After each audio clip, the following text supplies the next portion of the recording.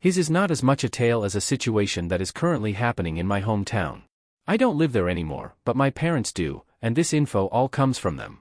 I suppose this is not directly retail related, but it seems at least somewhat appropriate for this sub. There is a man, let's call him Bob, who owned a franchised electronics store in my hometown. Now, this town is very small, 4,500 people, yet this store drives a lot of business. In fact, this store was apparently one of the most profitable in the province for the last several years. Now, the corporate office of this franchise, in their infinite wisdom, decided that the portion of the profits they received from Bob was not enough. Nope, they wanted all the profit. Therefore, they stripped him of the franchise, built a brand new building on an empty lot, and opened a corporate branch of the franchise. Unfortunately for the franchise, they didn't understand the reasons why Bob's store was so profitable. People like Bob, and they like to support local business. In small towns, big corporations are evil, and people are willing to spend more at a family-run business than elsewhere. So what did Bob do?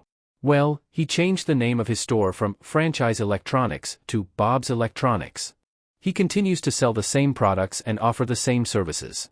Guess what? He continues to get tons of customers and drive tons of business.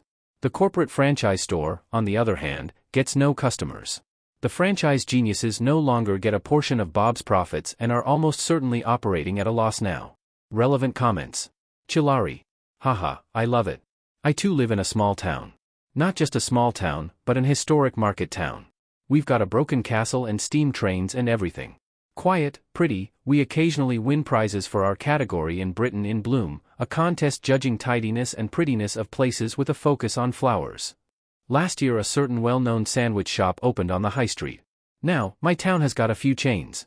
Supermarkets, a bookshop that's part of a chain coffee shop etc., but most of the high street shops are independent or charity shops. We've got loads of independent cafes too. People here support local businesses. The sandwich shop didn't do well. Even in Saturdays, when the market is on and the town is crowded as anything, the chain sandwich shop was half empty. The only people I ever saw in there were tourists. We get a lot on the steam train coming from the bigger town at the other end of the line, and school kids still in uniform after school. It lasted all of 6 months. Meanwhile, a cafe that opened around the corner a month or two after the sandwich shop, on a narrow side street in a shop unit that is half the size, is thriving, because it's owned and run by a local. El Cipo. My town used to be like that until a store I'll call Malmart came along. It was followed by fast food joints, other stores that like to follow the advance of the Malmart, and pretty soon we had a direct link to the highway stemming from what used to be a sound buffer forest/wetlands area. The small fry are either eaten by these companies in mergers or drown. Such is life in this strange economic ecosystem. Coldfire SC3. I fear the worst for Bob. You see, the corporate store can afford to run a loss. They're not looking to make a profit. What they're doing is take enough customers away that Bob's store isn't profitable enough anymore. Even if they take away only 20% of the customers away, that might be enough to run Bob out of business in the long run. And once Bob shuts down, they have achieved their objective and taken over his market. Cheesesteasfly. I'm confused how Bob owned the franchise but still had a corporate office that was able to strip him of profits. How? Polymarcos. Different franchises operate differently, some just let you use their branding and distribution network, others actually own the store and let you run it for a share of the profits. This would have been the latter. Deleted user. Actually, this sounds more like the former.